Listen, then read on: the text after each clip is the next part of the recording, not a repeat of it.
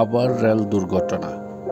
উত্তরপ্রদেশের গোন্ডাতে রেল দুর্ঘটনা। চণ্ডীগড় থেকে ডিব্রুগড়গামী ট্রেন দুর্ঘটনা, যেখানে 12টি কামরা লাইনচ্যুত হয়েছে এবং যতটুকু শোনা গেছে 4 জন মারা গেছেন এখন পর্যন্ত, আর প্রচুর পরিমাণে উন্ডেড।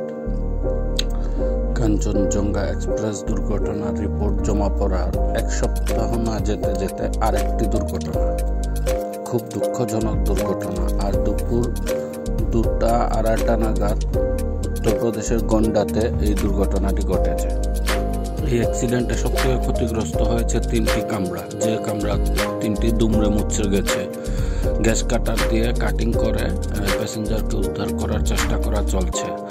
অনেক ট্রেন, উত্তরপ্রদেশগামী ট্রেন ক্যান্সেল করা হয়েছে।